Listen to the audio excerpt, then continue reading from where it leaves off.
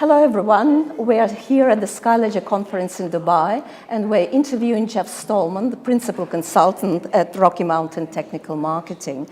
Perhaps we can start with the very simple questions. What do you do? What's the nature of the business?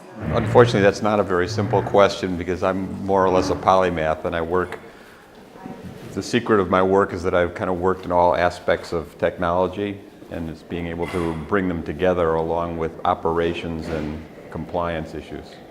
Right, and so how do you help startups and what solutions can you offer to startups, particularly blockchain startups? Yes, well, one of the things that we're facing in the blockchain world right now is what I call ICO 2.0.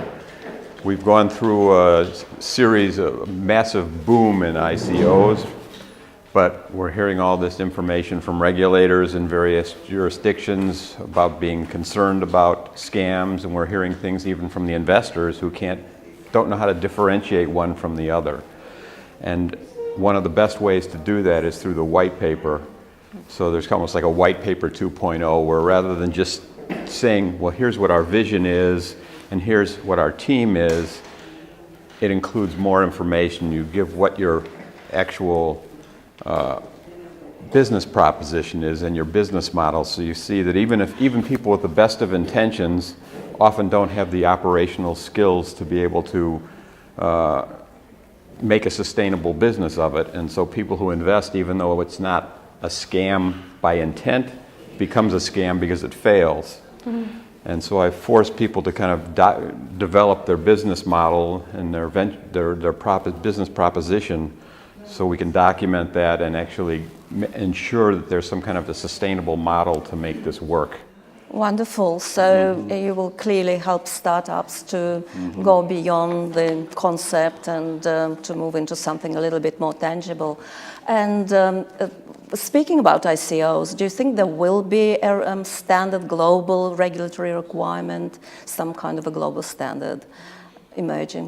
How do you see the space? I don't think there will be so much of a standard, but I think certain prominent countries will kind of set their regulations and others will follow. I mean, that's typically how most international regulations occur.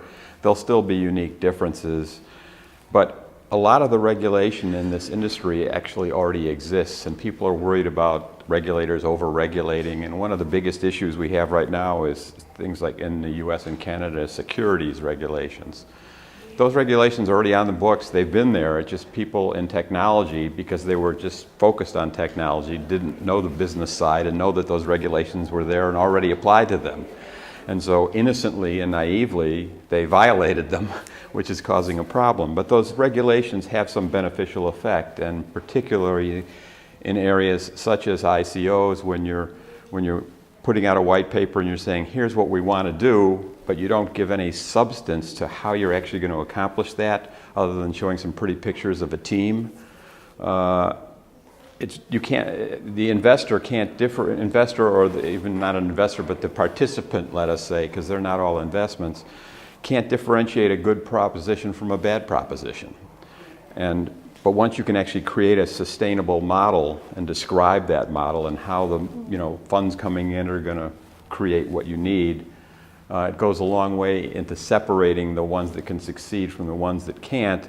And even the pure scammers who are out just to take the money and run aren't going to go to that much trouble because they don't have to. They're going to go for the long-hanging fruit, and they're not going to want to put the time and effort into building a description of their business model. Wonderful. So thank you so much and for this interview. And we're looking Pleasure. forward to your presentation. Good luck with the conference and see you again. Thank you, Tatiana.